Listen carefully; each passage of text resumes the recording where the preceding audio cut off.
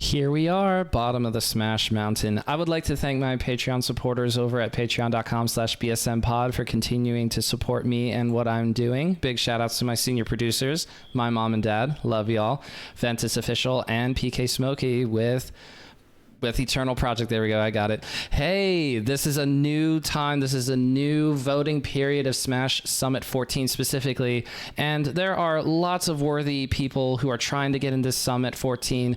We are all trying to go to the moon this year, or I should say for this particular summit, since we do get to do this twice a year. And we are very happy. I am very pleased to bring on to the pod Skerzo, Wolfpack Gaming's very own Skerzo, who is currently in the running to make Summit 14, doing all kinds of cool incentives and possibly fixing startgg in the form of making an app, which an app for startgg is a wild concept. So we're going to get into all of that. But also, just so y'all know, this is not just a normal Melee gamer. This is somebody who is ranked number 2 CLM, ranked number 2 Chicagoland Melee, and is ranked number 33 as of the summer MPGR in the world, with top 8 finishes at nationals, which is really, really cool. For Skerzo, you making the time, I really appreciate it. Welcome to the program.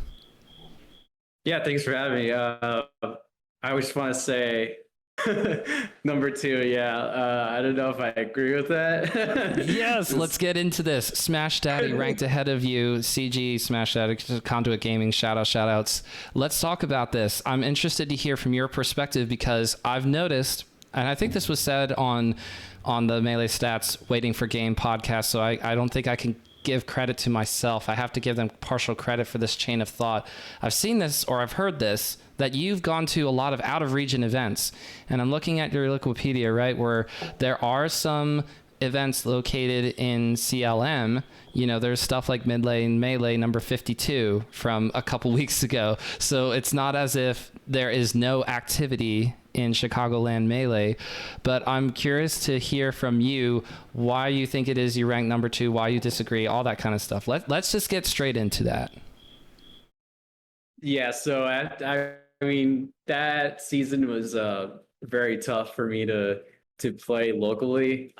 I was like traveling way more than anyone else, but like, you know, I totally agree with it actually, but you know, like Smash Daddy definitely deserved it, but okay. He moved back to California, which is like kind of like the one requirement that you have to like be from Chicago, and like, well, he is from like Chicago, but he like right after that he like moved away. So it's I think it's kind of funny how that happened, but he definitely deserves it. I'm not trying to, you know, trash him. So I definitely learned so much from playing him. He's like such a good Fox Didoer and like an amazing player. He's like beating so many good players. So yeah, we're just like very competitive with each other, and I get to see him sometimes at some majors, and but now, you know, he's not here anymore. Then so like I'll probably be number 1. I don't know.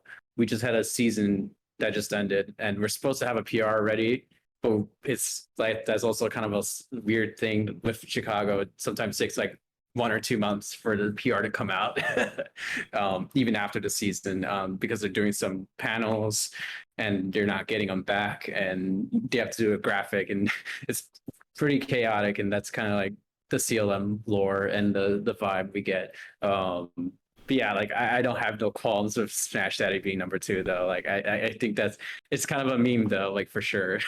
I like talking about it though. Snatching number 1 and immediately going back to Cali. Yeah, like, number 1. Number 2. I mean, like he visited. Like that's the thing. Like he visited for like 2 months or something like that. Kind of like farmed everyone. But I was like only got to play him like 2 times or something like that, and I was negative. So like yeah, he definitely deserves it. So and he is welcome in Chicago for sure. Very nice guy, and you know, all the best to him while he searches for a job, and you know, hopefully he comes back and, you know, gets a job here or something like that. That'll be really cool. So you would be very happy to have Smash Daddy back in Chicagoland Melee mid lane. I mean, this mid lane is the one that I'm most familiar with because I believe Unshore ran that event until handing it off and retiring from TOing. Am I getting that right? Was Unshore running mid lane or another Melee event in Chicago? Yeah, he was running mid lane, and he ran his last holdout LL, which was like the super regional or whatever regional that people were talking about. Yeah, Ben and J Flex grand finals for that, if I recall correctly. Yeah, that's correct. Yeah.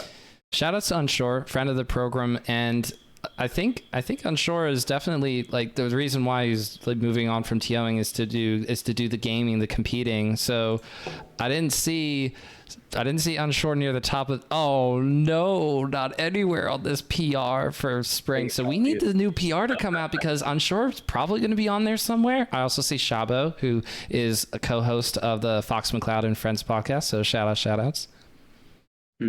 He's really good too. So like we always see each other at majors and we always play a lot. He's super good. He's like he was the guy that ranked above Zamu when Zamu won that big European tournament at the time. I don't remember the name, but I think it was like I don't remember actually. It would be bad for me to immediately assume that it's either a DreamHack type or, I mean, it couldn't have been Air because there was a lot of good players at that event. And then for FET 2, it was AMSA. So, but this was a while ago. This was before this year that Zamu went over there and just randomly won a European event, right? Yeah, and he comes over sometimes, like he's here again, like in the area for a month, and he's actually at mid lane right now. So it's like in the middle of that right now. So yeah, I definitely ditched it. I deserve whatever ranking I get at this point, I guess. So that's kind of the meme. But this is the new season, so the ranking season is not necessarily counting for your Summit 14 campaign. And surely you didn't skip mid lane specifically to talk to me. You were doing other things tonight. Please tell me you were doing other things. Yes, playing Pokemon Unite. No, running. I was like actually worked kind of late. I was like doing something and I was like trying to get it working, and you know how it is with like yes. I don't know, ADHD, like you're trying to get something done and you just like you cut everything else out or whatever, like you forget about the time. So like yeah, I finally got it done at 7. I'm like, oh yeah, I probably can go to midnight. But I also have this very kind of strict rule where I can't like go to a local or any tournament if it's adjacent to like a weekend travel, or like if there was already another local in the same week. Unless I'm already like somewhere else, like in Boston for a week, I can like probably go to more events. But if at home, I have this rule, which is the same as Shabo, where I can't like go to multiple events a week. And that's kind of part of the big like topic right now, which is like balancing everything in your life with Smash, and as a professional, whatever semi-professional level, like how to balance all of that with your job and Smash at a high level and life, like family, everything. Is this also connected to the fact that so I was at the Big House 10 and I'm not going to any events for Smash and for at least a week. There's going to be this upcoming Friday, the local that I would normally go to, but I won't be going to this upcoming Friday. And then there's a monthly down in Baltimore that I would also love to go to because I live in Lancaster, by the way. So Lancaster, PA is about an hour and a half away from Baltimore, Maryland. And so it's not too bad of a drive. But again, I won't be going because my rule is if I go to a big event, something like the Big House, and granted, it's not like I go to these all the time. I went to Pound in April and then Big House in October. So that's how often I go to big events. It's not super often. However, when I come back, I go, well, I don't know what happened. I tried to be as safe as possible, but when I come back home, it's spending time with the family again, reconnecting. I have a wife and kids, so they miss me. And then trying to be safe also. What if something happened? What if I'm carrying? I don't know. What if I'm going to wake up in 2 days and not feel super great and then take a COVID test and it's positive? So I don't know. So I just prefer to play it safe. But you were also at the Big House 10 as well. Do you want to talk about that at all and try to tie this into the work, life, family, melee balance? Yeah, I was at Big House. Yes, I was somewhat at Big House. Yeah, it was tough. I was getting ready for my summit campaign, and like just like I was really busy with like everything else. But I tried to like be really ready for a major like that. And I think I was ready for a major like that, like as usual. And that was like the first big house I went to, like first tournament, actually big tournament, was Big House 7. So like, Big House is really hard for me to, you know, kind of like prepare for it because I have to drive like not like 6 hours, like 5 hours. I had to like organize a giant carpool because there's people in CLM that don't have a car because that's just like it's kind of like New York, where we take the train a lot, and so Right, sure. I don't like driving and it's very tiring. And that's my John. But Well, that's John number one. It's okay. I'm listening. yeah, and like we got there at like Thursday night, and it was like midnight, and there was like 20 people in line. And I was like, oh my God, I don't need this right now. And then they were pretty quick enough, but like I was still a little grumpy from that. I was tired from driving, et cetera, et cetera. But it was. And then Friday happened, and I thought my poll was at 4 p.m. So I like practiced a lot beforehand, and then it turned out it was on Saturday actually. Oh And so I was no. a little annoyed by that, but that's my fault. So it's there's stuff like that that happens, like just like random stuff. Driving home was very funny too, because like I had to drop everyone off, but like I was driving like 80 miles an hour on the highway or 75, I don't remember. And then I saw a bunny and I was like, I can't swerve. I have to hit this bunny. And It's then Ober was traumatizing. and yeah, Ober saw it more than me. Because I looked away for a split second and I looked back and I saw the bunny and I was like, okay, I'm definitely hitting this bunny. There's no way I'm not gonna hit it. And I did. And um yes, and then I was dropping everyone off, and there was like this weird noise out of the car, and I was like, "Great! Like I destroyed my car going to this major. I'm so upset." No, and then I checked the underneath of the car, and I was like, "It's just like plastic piece that like broke." So I was like, "Yeah, whatever. It's not even that big of a deal," you know. And I did badly during Big House. It was like kind of a really big challenge, honestly, because like every time that happens, it's just like, why did I do this? But and then I saw that Amza beat HBox like afterwards, like when I was gone already. I was already done with my bracket. So let's go back to that. Let's go. I got 65th. I lost pretty bad to Morse code. Um, didn't talk to anyone for like an hour, and but then went to one of the bars or something. I think it's Buffalo Wild Wings. Okay, yeah, we went to Buffalo Wild Wings. Everything was good. I had my beers, and then the next day, Amza beats H Fox. I'm like, okay, I don't want to leave anymore. Like, I think because I was just like last night. I was just like the night before. I was just like, I want to leave. This is like the worst thing ever. Totally Like, but then understandable though.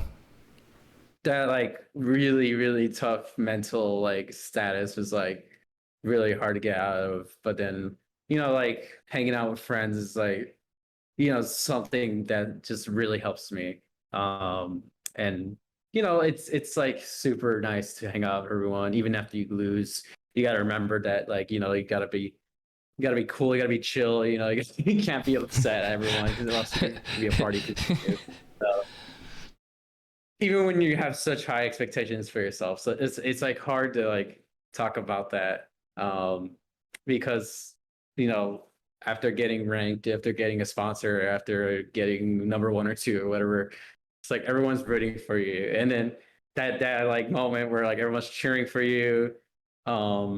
I also lost the cold ball too, by the way. I just want to air out all the dirty laundry, I guess.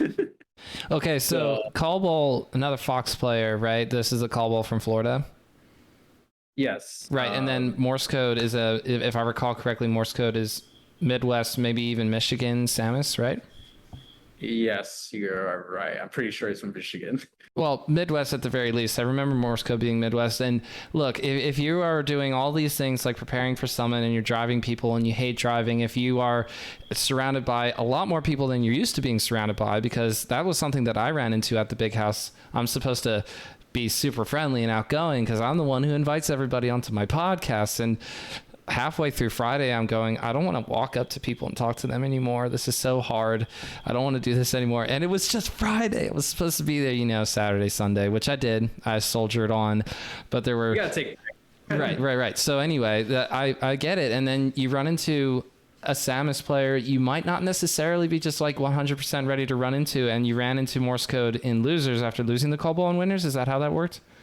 Yeah, and I was up 2-0 on Cobalt, and then he started doing these out of stage shrines, and he's like kept shrine smacking me, and I'm like, well, here I'm just gonna crumble now, I guess. And it was like, people cheering for Cobalt and stuff like that really loudly. So like, that I'm not mad at them, but it does like mentally. It's like I why does this affect me? And that's a good topic, I think. But like, no, Cobalt got the best of me. So and then I played Morse code, and that was really tough. So he's super good, and he doesn't even go to much stuff. So Just comes out and everybody's super happy to see a Samus do well, and you're a Fox main that everybody goes, I'd see Skerzo lose here. That's cool.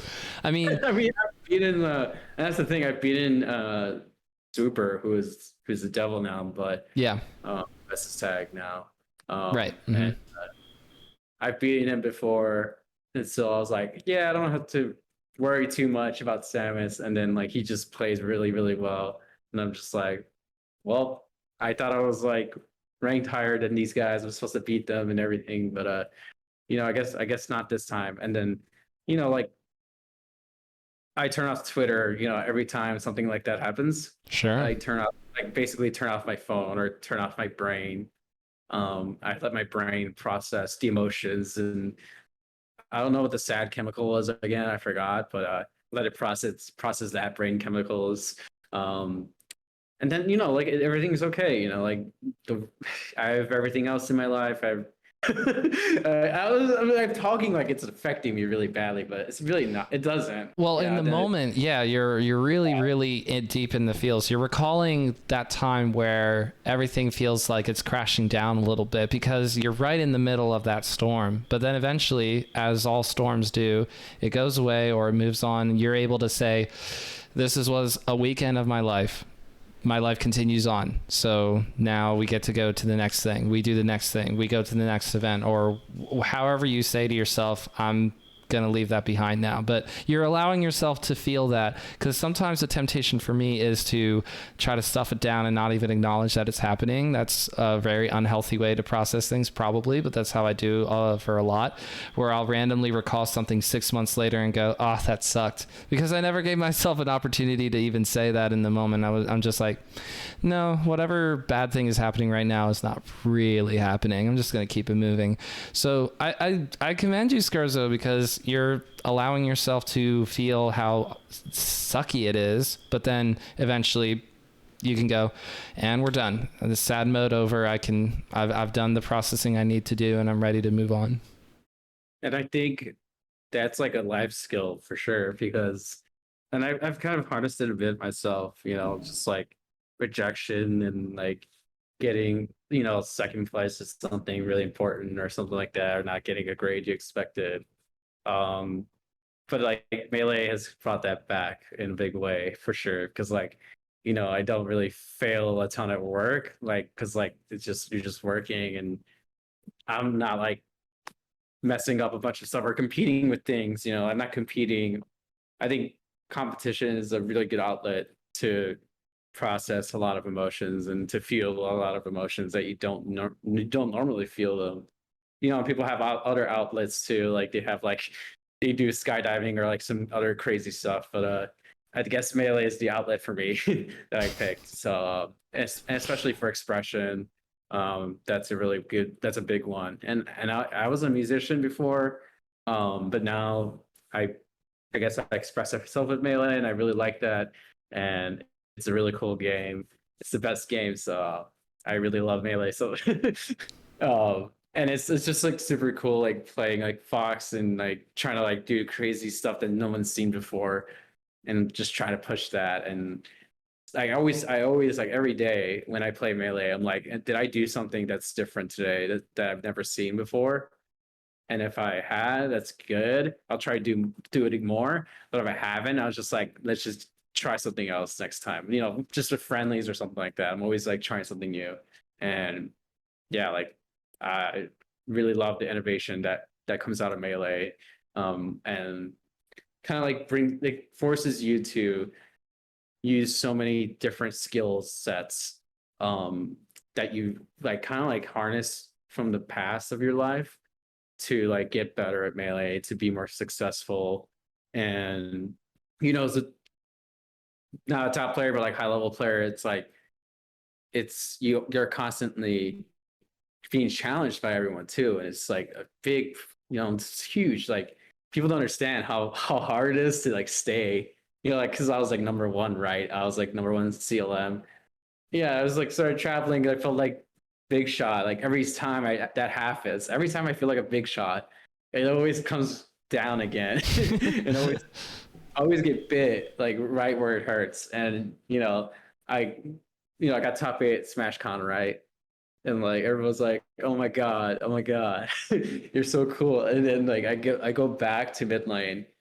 I have I go through pools and then I go O2 after pools. I mean, I had a few beers, but it's just like I didn't take it. I didn't challenge myself, and I just lost really bad. And it still counts for PR. Like, there's no like, oh, he wasn't trying, and blah blah blah. I'm gonna see that in the rankings. It's going to haunt me. Like, it's going to be a permanent thing. So it's I have to like treat Melee with respect and if hubris for sure. Like you hear Zane talk about that a lot, and that's my favorite part about Melee. It's like ego and hubris, and respecting Melee and yourself and your opponents, Mm-hmm. especially your opponents. Like that again, that has been me so much, and I don't treat the matchups with the respect they deserve. It constantly happens, like every month.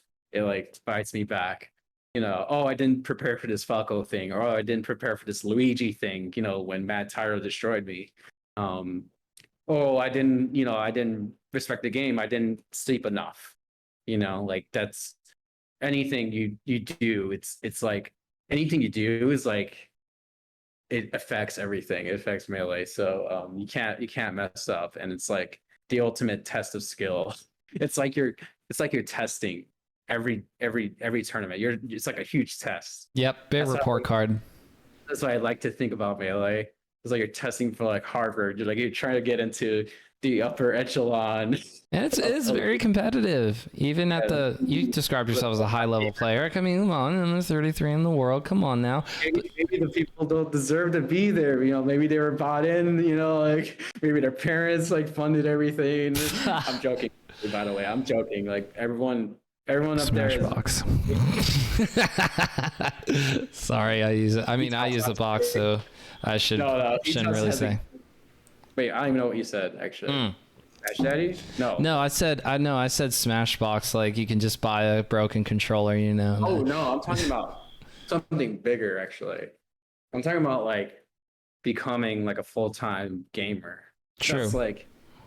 That's like a big topic. That's like a big bleh. It's a big topic. It has come up in my Reddit AMA. It's like, how do you're not a full-time gamer. How are you doing all this? How are you getting top 8s? Because like, that really blows like people's minds sometimes.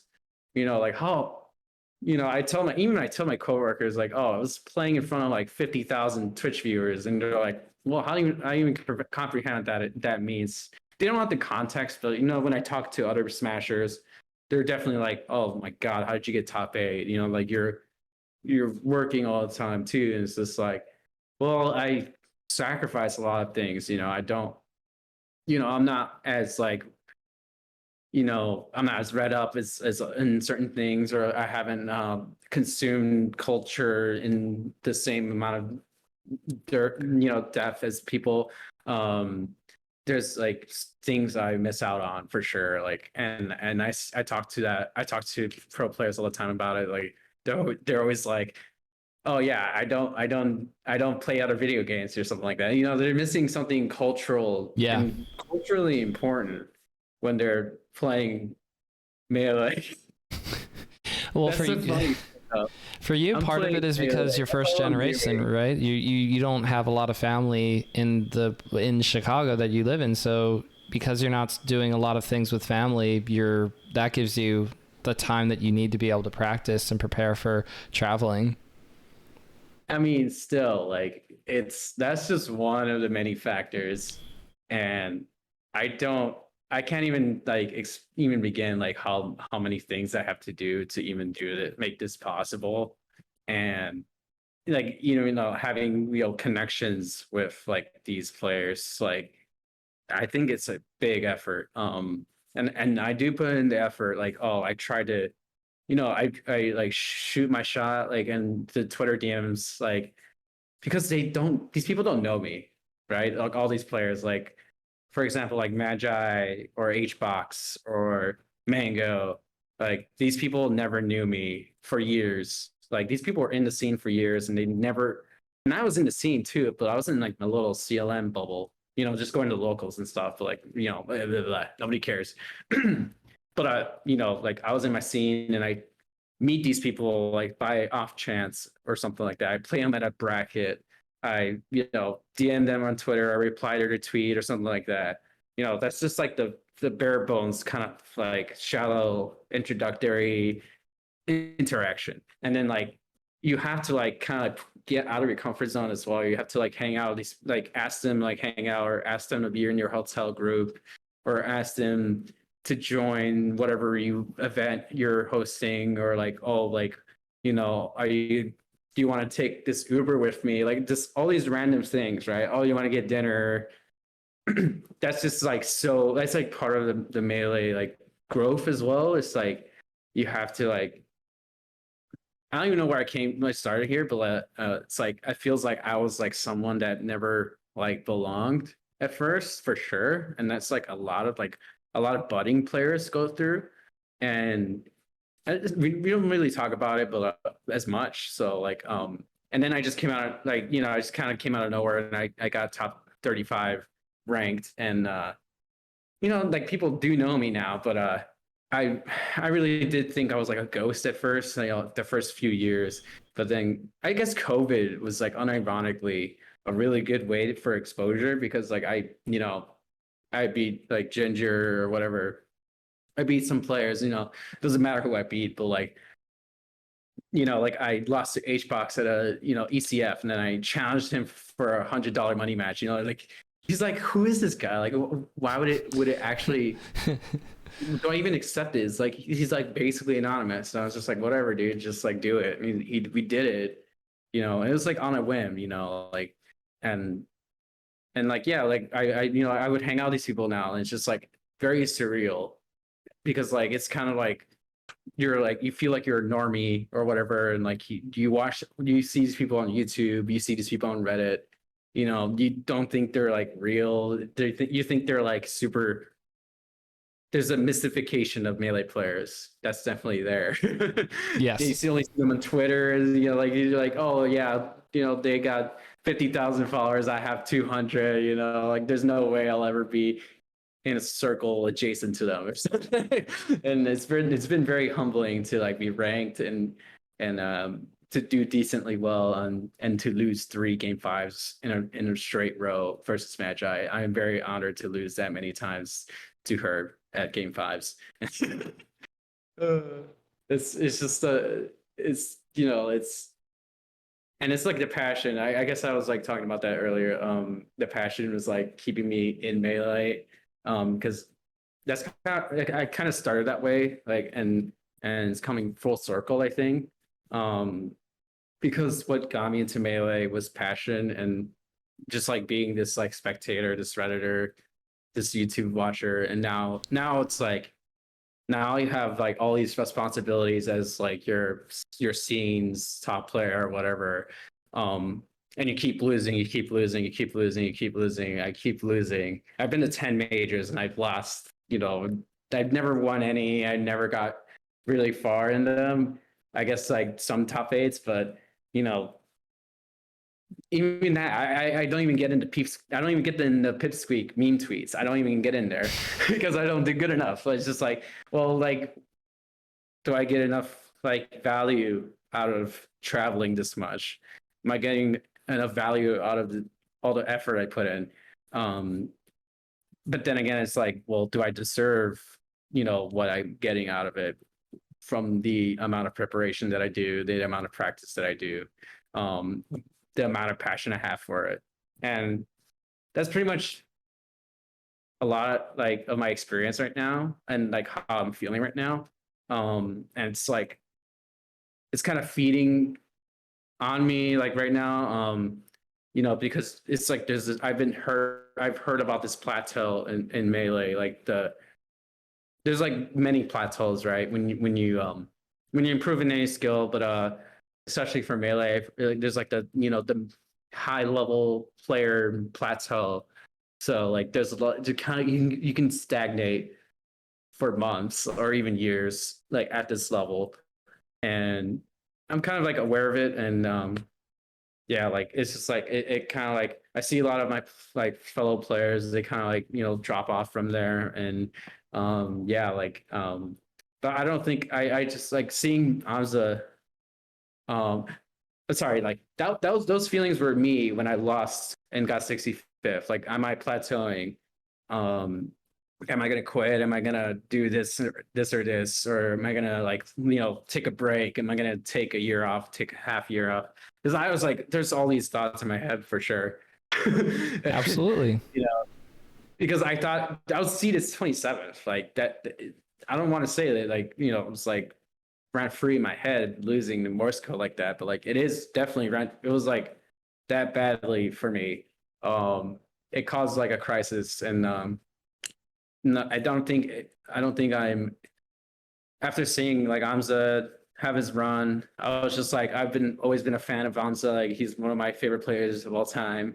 I'm just like, and then he wins. I'm just like, I haven't been like, I haven't had a headache. I haven't had a sore throat from screaming that much in years. Like that hasn't happened in years. Like you know, I'm gladly give myself the headache to scream for Amza. Like I felt like that Redditor again. I felt that like that YouTube viewer again. I felt like that anonymous person again, and that was honestly kind of refreshing. I was glad I was done by like 4 p.m. Basically, or whatever.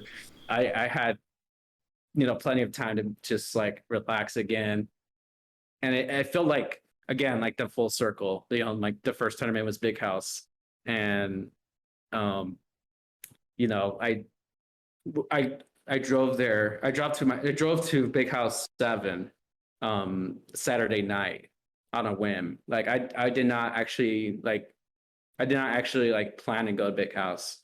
Um but I was like I'm living alone for the first time in my life.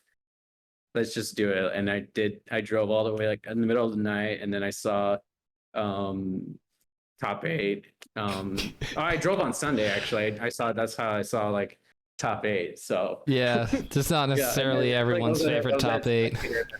Yeah, and Poor Plup. yeah. Armada lost to him, right, or something like that. Well, Plup had a great run. It's just that Hunger Box, that was his first Big House win, and it was beating Plup twice in grand finals, and everybody's going, aw, because everybody wanted Plup to win. Plup hadn't won a big tournament like that yet. Not yet. Yeah, and I saw that. And I'm actually in the crowd for when Armada lost. And I was like, I was thinking about that, and I was just like, like that was me like 5 years ago or whatever, and I was just like, am I the same person?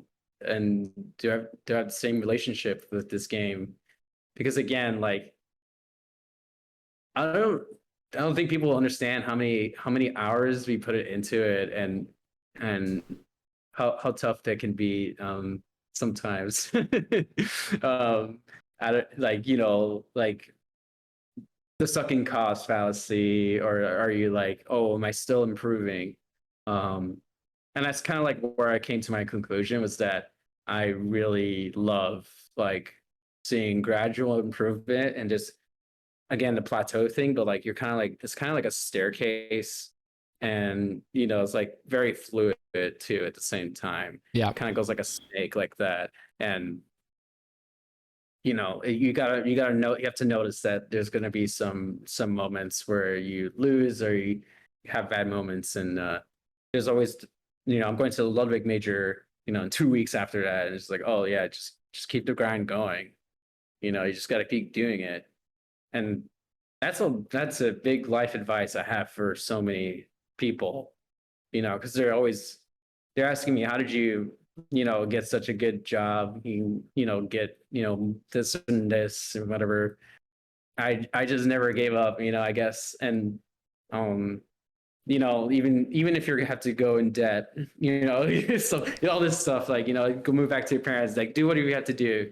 Like, you have to like grind it out, man. Like, and then I was in like so much credit card debt when I quit my first job, like, because I hated it.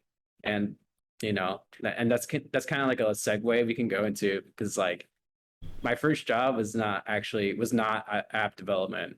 um it was like it was like other software, and it was like insurance software.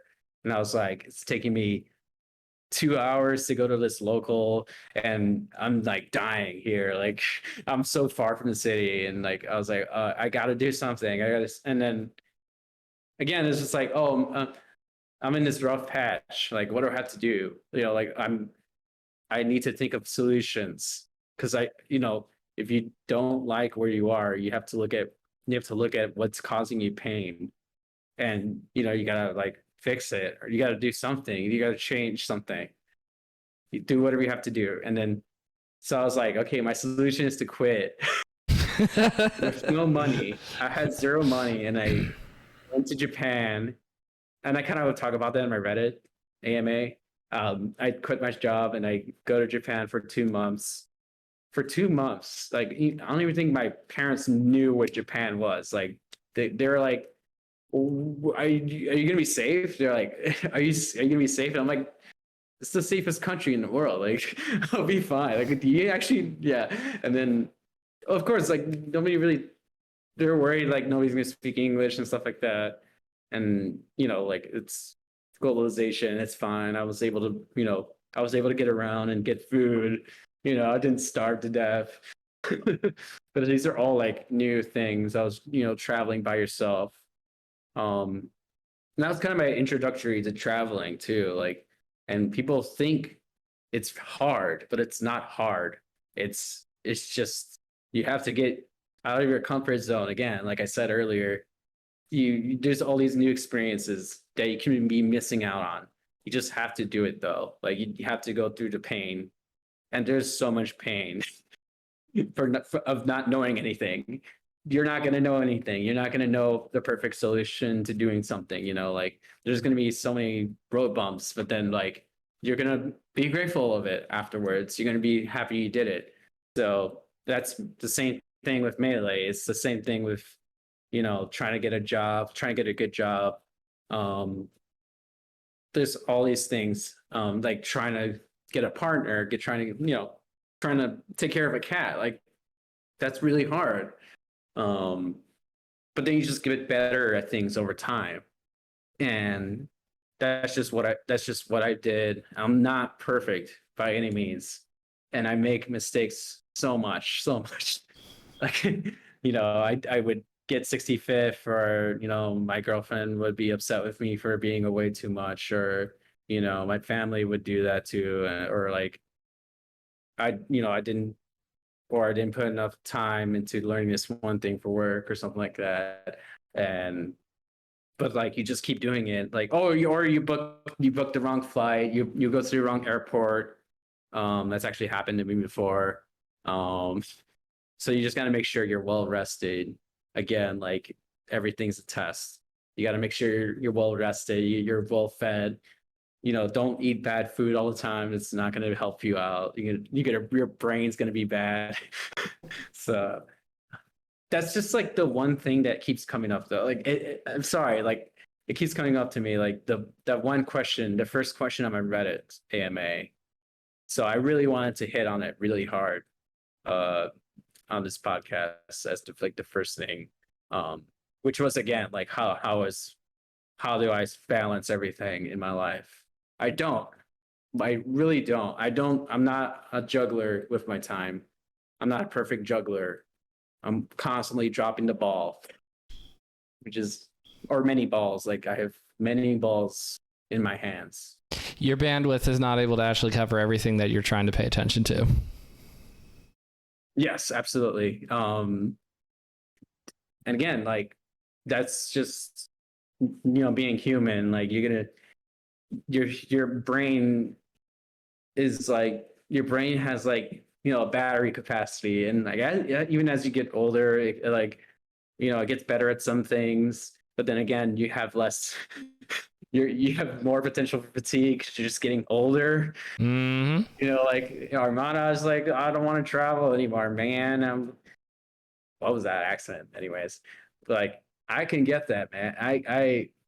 I'm starting to get a little more annoyed, and I've noticed this. I've just a little bit more annoyed every time when I have to travel to like these freaking towns in the middle of nowhere for Melee, and it's just like, well, do I want to let myself become that grouchy old man?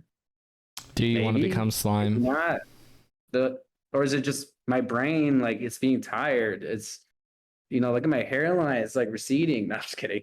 I don't know if it's receding or not, but like I'm 20, almost 28, so it's like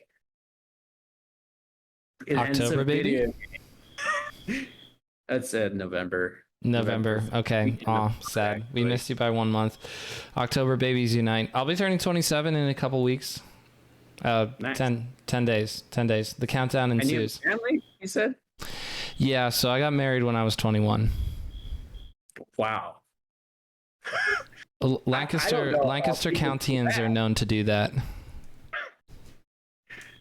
It's like, like I again, like the sacrifices for Melee that I've done. Because people like oddly seem jealous of my situation because it's very rare, and I'm pretty sure you've talked about it with some players before, like Lot, or I'm not sure. But there's a big sacrifice to become a high level or top level player. I haven't spoken to like a top level player except for Amsa. Actually, Amsa is a friend of the program.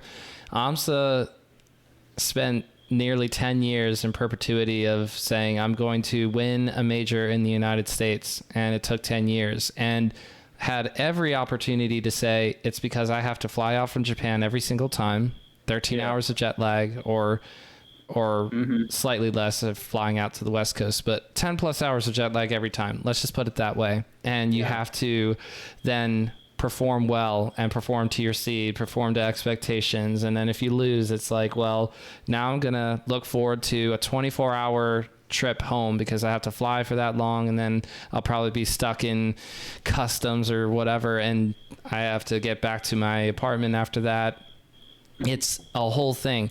I just, to this day, I mean, I didn't ask Amsa this enough times when we were recording our interview, of me just going like, how do you do this? And maybe I felt bad asking because at the time he hadn't won something like the Big House 10 yet.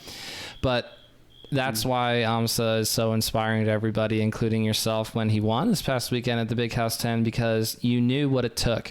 You don't know the struggles of being a Yoshi main, but Skerzo, you understand as a Melee player, and I think Scar described this really well, just like deranged, it's so hard to continually put the hours into Melee when after a certain point and the plateau you're talking about, I've heard about this before, where you can get to high level, and then when it comes to getting to top 20, it takes so much more than you thought that you ever thought you could put into the game. You think to yourself, I've put 20,000, 30,000 hours into this game. I played for years, and I'm looking at the possibility of doing that again, just to move up 10 spots on a list, just to be able to take sets off of somebody who's 10 spots ahead of me. Those kind of scenarios go through your mind where you go, I think that's literally what it took for some of these other players like AMSA, or about Hungrybox. Hungrybox wins Apex 2010, and I don't think he won a tournament that had more than one god in attendance for 4 or 5 years after that. It was a long time before Hungrybox won another event where there was 2+ gods in attendance during the 5 gods era.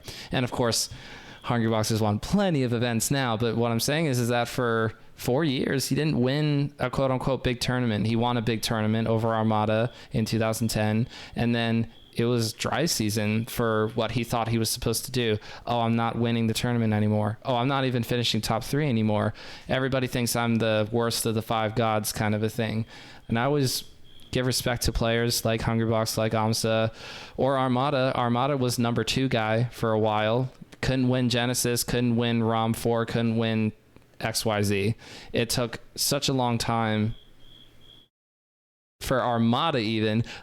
2 years, okay, for the record, winning a tournament after 2 years of traveling to the United States and trying is pretty good for Armada, who's one of the best, if not the best player in the game's history.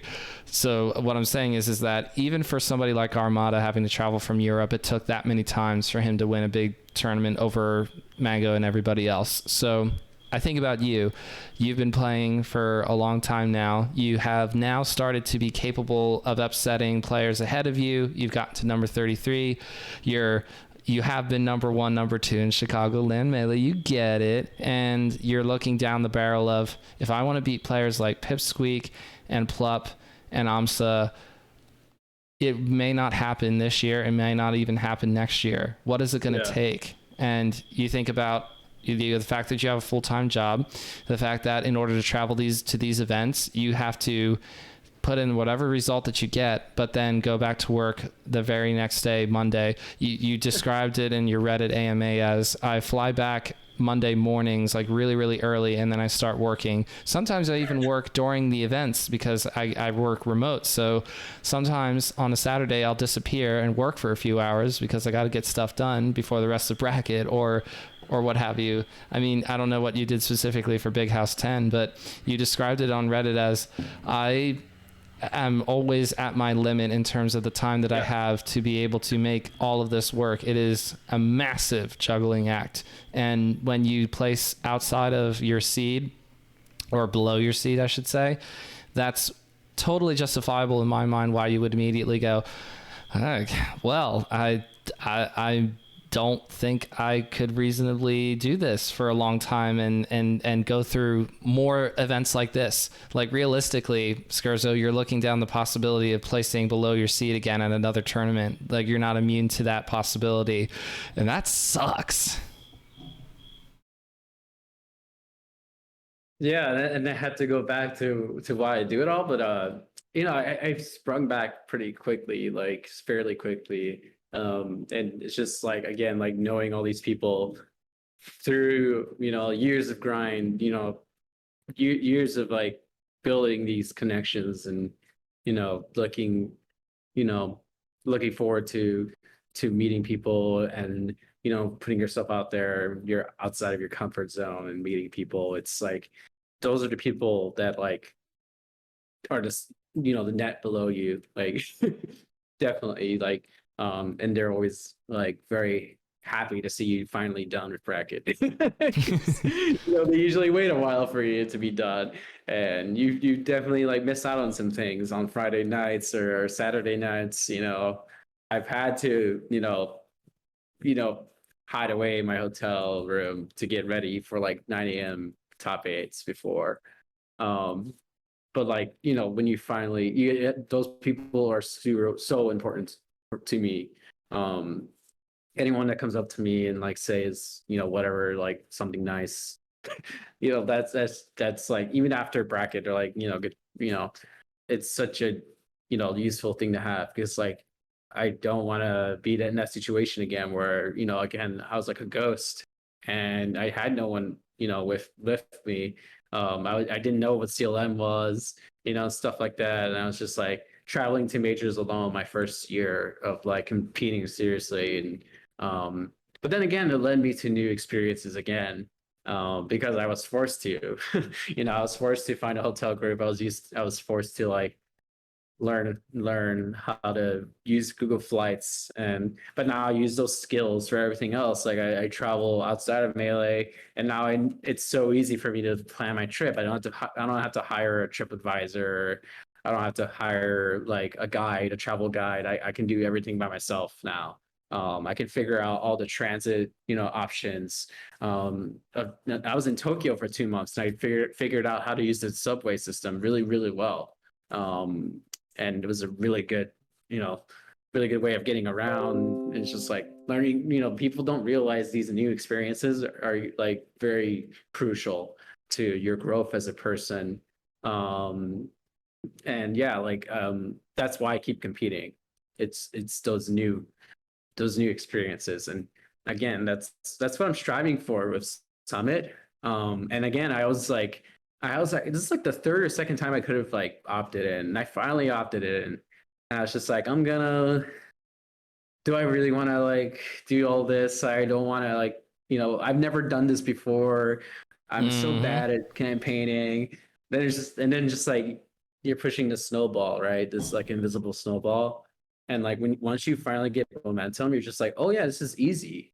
Like I'm building this giant snowball in front of me, and it's like gaining momentum. And this is a really good first run. Like I've gone through 2 rounds, Yeah. and there's a lot of people behind me. I got a lot of support on the AMA, a lot of support. Like it was like 20,000 views and 500 upvotes, 500 upvotes. Um, I might not I might not win, but there's other things I can get out of it. There's new people I've met already. There's like connections I've reconnected. Like I've like worked with I've worked with people. Like this is just like it's just another experience. And I'm getting a lot of value out of it, even though it's kind of, again, like I'm balancing my life in the middle of this, and it's been such a huge challenge again because it's just a whole new experience. I've never asked for people for votes before. I've never asked people to do stuff for me before. I never do that. And that was a vulnerability of mine. And that was something I had to get over. I don't know how to say it. That was something I had to get over, you know? So I had to ask people for help for the first time in a while on like so many things. It's just, organizing and making content and, getting voters and people, organizing the Discord. There's so much stuff you have to do. Again, like, you know, coming up with incentives and coming up with a plan, figuring out this, spirit bomb if you have one or not. How much to vote to get out of the next round. Like there's so much stuff. And I've never done it before. And there's people like Dark Genix that has been doing it for a while now. and he just like sweeps the board, obviously.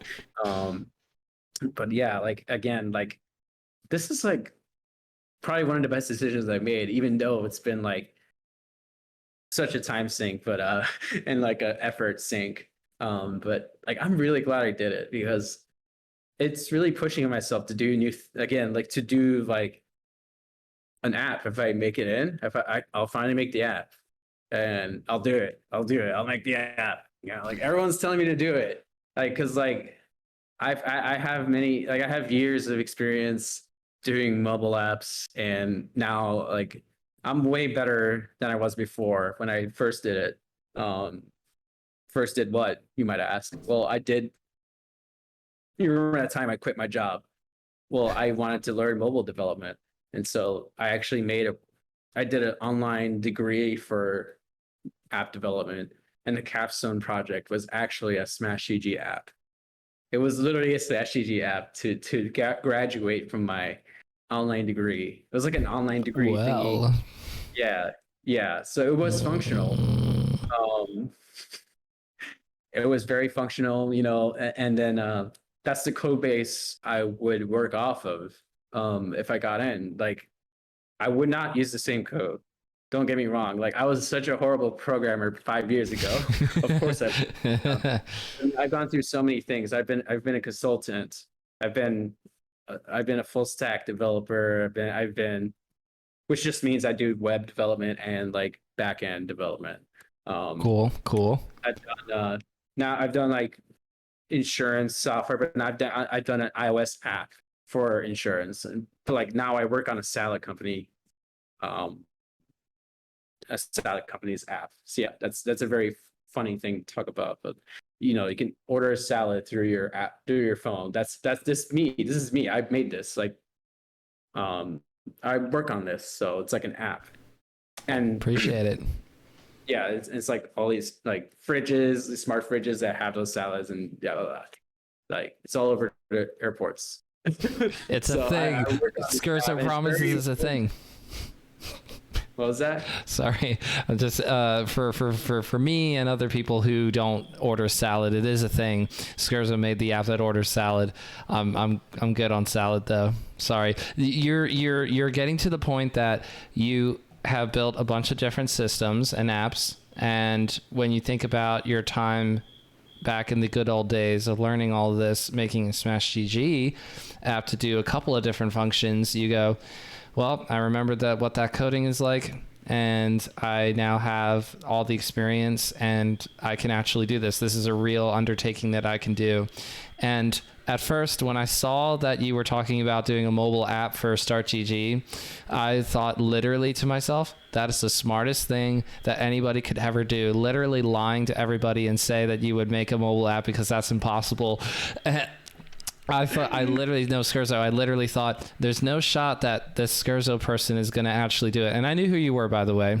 But so I go, this is hype because someone's lying to everyone's face. This is so funny. This is awesome. I loved it so much. And then I read the AMA and I go, oh, Skerzo's being serious. Oh, this is cool too. I'll take it app if that's actually happening. That's cool. We got to get the votes up, of course.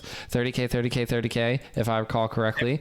Yeah, we gotta make that happen still, but that is so cool. That is just as hype as you lying. I did literally think though, this is the greatest thing of all time. We are being lied to right now. This is awesome. That was my thought process when I saw it at first. yeah. So I was an intern. Like I was not even an intern. I was On staff or contractor. no. I was after I quit my job. I was like a year and a half experience, so I was still pretty bad at development.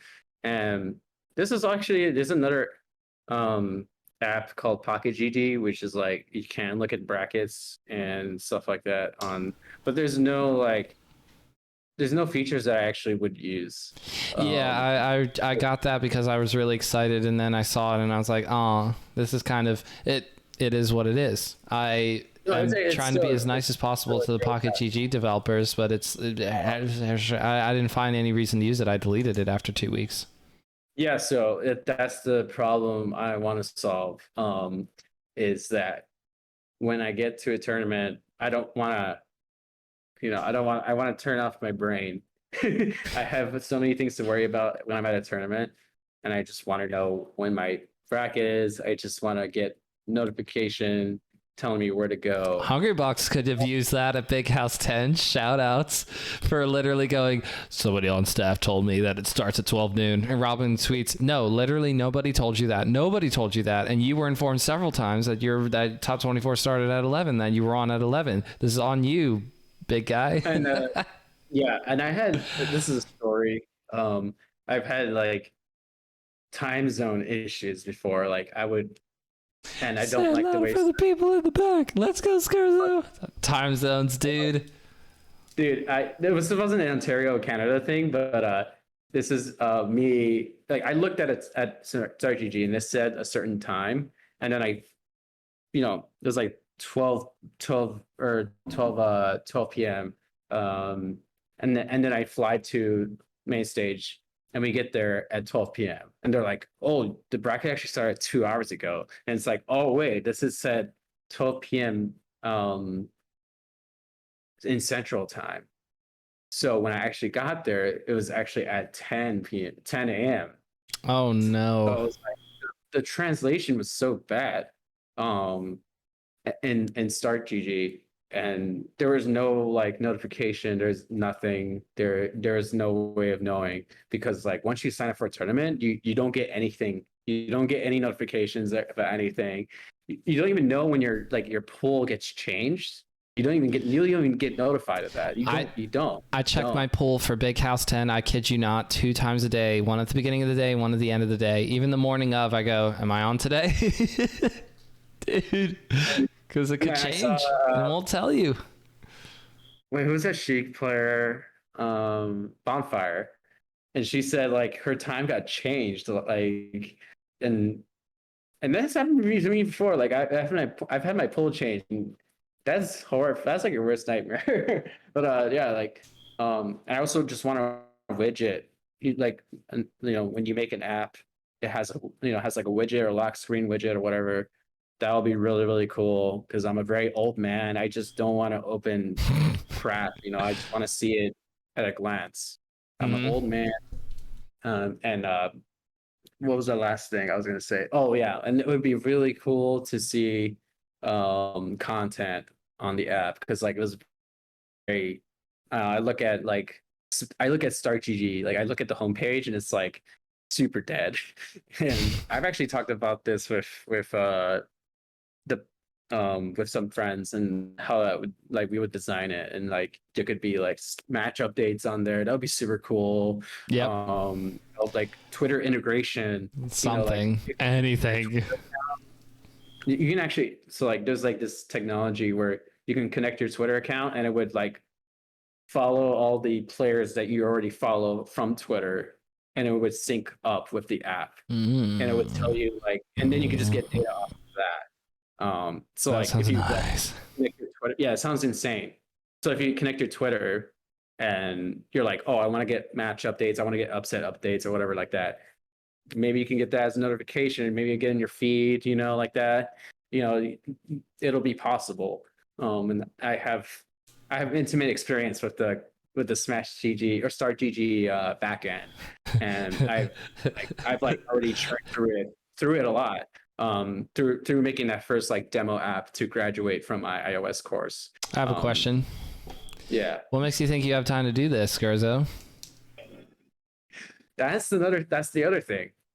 I do have time. It's just very limited.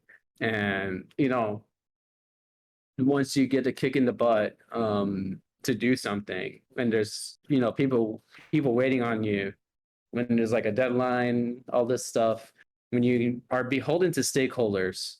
I'm very intimate with this kind of feeling as a consultant. Yeah, deadlines. Working with clients, or even just working with my manager. They're like, hey, what's going on here? Like, when is this getting delivered? They're not always micromanaging you that way, but like they're always giving you like every 2-week goals as a in the software industry. That's how it's called a sprint. So every 2 weeks you have to deliver something, and that's kind of what Fizzy did actually. He has, if I recall correctly, he does have a release cadence, or he at least has like regular updates, and that's like very crucial to get stuff done. Yes, it reminds everybody that you're out there still. But yeah, Slippy Launcher or Slippy in general gets updated at least once every 2 months, at least, if not more often. Yeah, and I mean, Slippy has a really good deal right now where he has to do, like, he only has to do a few features like every once in a while.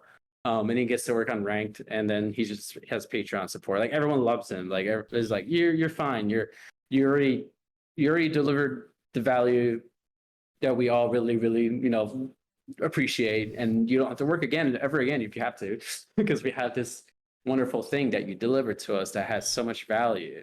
I would love ranked, please, Fizzy, sometime in the near future when you're ready, when the world's ready. I would like ranked, and then you can call it a day maybe after that.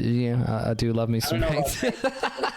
I don't think you're ready. I don't think you're ready. I don't think anyone's ready for it. No, we're not. We're so not ready. Unranked is a hellscape. Ranked could be bad for the community in some ways, in many ways. In what way? Just name one. You can name one and then move on. Just like mental health. Okay, fair. Okay, sorry. Go ahead. Please continue with how you have time to be able to do this because you know how to work with regular updates. You know how to work with the shareholders of the world, the people who are voting for you to Summit 14, because not only do they want to see you compete with the best players, but they also like the idea of a mobile app that does cool things related to startgg. That'd be great. Yeah. Yeah, like oh my God, I already like destroyed your time, but yeah, if I get in, I would actually do both platforms because, and again, go ahead. Crazy. Let's go. Yeah, so like iOS and Android, and again, like I've never really done like a full product for Android, but I do like an Android code all the time at work. You know, I'm familiar with it. I am a software engineer. That's my title. I'm supposed to be comfortable with other technologies and working on different new things. And so, you know, and I've worked with you know, there's some technology that lets you deliver two apps at the same time, essentially by writing one code base. You can like compile to Android and iOS. Oh, that's And cool. I've played with that before. Yeah, it's really cool. So everything is possible. You just have to have the incentives and Just gotta vote this man's in the summit. Yeah, everything is possible with enough votes, baby. I've gotten haters already. Like, there's so many people, and there's people in my DMs that are like, wait. You're doing what? Like, are you sure about that? We've been working on this too." And I'm like, that's cool. Like, it's a public API. Anyone can work on anything they want. And maybe I won't deliver it in like, you know, 3 months or 6 months. You know, maybe that won't happen. Maybe I deliver something in 2 months like that is like the bare bones like functionality. Like you want to get the good stuff out first, like, and get feedback. You want to release as fast as possible, because like there's this one guy is like apparently working on it for 3 years, and I'm like, I don't know if it's ever going out, bro. Like, and they should do that for ranked. Like, just put out a beta. Like, just deliver something unfinished. It's okay. Yeah, I get it. that's But something. it's like you want to deliver something complete, and sure, like that's how he wants to do it. But no, I think Vizzy again, has acknowledged that there's a pretty good possibility of doing a beta testing for invited people, but I think that there's a lot to be admired from how Fizzy does things with Slippy because of how polished he wants it to be. he gets it done. So I'm not gonna question it. So, um, again, sorry if I took up too much time, but I think we should wrap up. It's been over an hour, and I don't think I've ever got. There's just one question, right, of a CLM legend I have to get to, right? Yes, indeed. We want to acknowledge Gumball. Shout outs to Gumball, who I got to meet at the Big House 10 this past weekend. Oh, it was so good to meet Gumball, and who came up to me and said, "Jesse, it's me, Johnny." And I go, anyway, Gumball wants to know, favorite Chicago local legend. Doesn't have to be a player that's good necessarily, could just be a funny story. Gumball loves lore, so you can dig as deep as you want. I kid you not. If you talked about a player who showed up for one event, was a jerk, and then never showed up again, but did something weird that everybody laughed up, Gumball lives off that. Yeah. So there's this guy named Bob. Okay, we're off to a great start already. I don't know if you've heard of him, but he he was this puff player, and whenever okay, let's go back a bit. I was like a newer player back in like 2017. And I was Okay. going to locals and stuff like that, and I would play, you know, really badly. I was really bad at like certain matchups, like the floaties were really hard because I never played floaties, and I would lose. I lost to this guy named Bob, and he plays puff. And you know Fluid, right? Do you know Fluid, the IC's player? I do not, but shout outs to Fluid. Yeah, yeah, he's known for like beating Fiction or whatever at Genesis. Oh, so And somebody besides Bananas beat Fiction. Let's go. Let's go, he's a Fluid. really funny guy, right? And he likes to do funny guy things. And he made this Facebook chat for only people that have lost to Bob. And so, like there's like people that keep getting added, and it becomes its whole. It becomes like a not a cult, but it becomes like a, like a niche within a niche. It's of the weirdest undergrowth behind the undergrowth underneath the undergrowth. It's that kind of thing. I know exactly what you're talking about. Like 6 years or something like that, and it's still going. Like it's still alive. It's still alive. But Bob's like still playing. Bob retired years ago, so it's only like 2 or 3 years of people, like that lost to Bob. And there were some people that never got in. So then they're like, oh, I wish I was in Bob chat, And it's like, oh, we don't really talk anymore. We're like, oh, we do sometimes. It's like a very weird chat, and I still talk to them sometimes. And Bob is like this mystical figure now that is lost to time, but the chat lives on forever. And so you're telling me that Bob is out there somewhere knowing full well that he's deliberately not playing Melee anymore and giving people the opportunity to be added to Bob chat. Yes, like he is aware of that. He knows we are a dying breed. He knows that we're asking him as politely as possible to come back and play at another local in Chicago, and is just refusing to. Yeah, he's busy with life. He has he's teaching now and stuff, and well, if I can get into Melee after getting married and having 2 kids, then I feel like Bob needs to really step it up, And you're 21. So I got married when I was 21. That was 2016. I'll be turning 27 in a couple 10 days. I'll be turning 27 in 10 days. So. Yeah, my daughter is 4, and my son is 2. I'm 27. Yeah, that's me. I can't do that. Like, I can't do that. You're like a magician. I can't. See, but I hardly play Melee. I actually, most of the time, I look at my week and I go, oh no, I've talked about Melee more than playing it this week. Same. Oops. It is what it is. Taking away from everything right now. That's the balance. You got to balance everything. Guys. Okay, so here are the incentives. For those of you who don't know, we got to do this at least once. And we're already nearly at the 15K goal. So let's start there. At 15K votes, Skerzo will release the first combo video ever. And by the way, combo videos are great for exposure. It's just something to send to people, get everybody super hype about seeing you play in bracket. Okay, 20K. Dye my hair any color, and not me, Skerzo. 25K, startgg mobile app, only notifications. 30K, startgg full app with live notifications and home screen / lock screen widget plus full features. 40K, first ever full band Melee diss track, in parentheses, nobody is safe. 50K, I shave my head. And then, of course, a 40K bonus, also doing Android app. We got endorsements from IBDW, Sunsei, CLM, and now I know what Bob Chat is, because I was like, who's Bob Chat? Bob Chat. I know who that is now. It's not a who, it's a them. It is the corporation. It is CLM incarnate. It is only if you know, when you know that you are in the thing and the losing the Bob. And then I don't know who Sahara is, but shout outs to Sahara. The point is that if you want Skerzo to be voted into Summit 14, you only have a few days left to do it. As of right now, today being October 12th, tomorrow there's going to be another 4 players eliminated, 1 player put into Summit 14. And then on October 14th, again, 1 player invited, bottom 4 players eliminated, and Skerzo is in danger right now.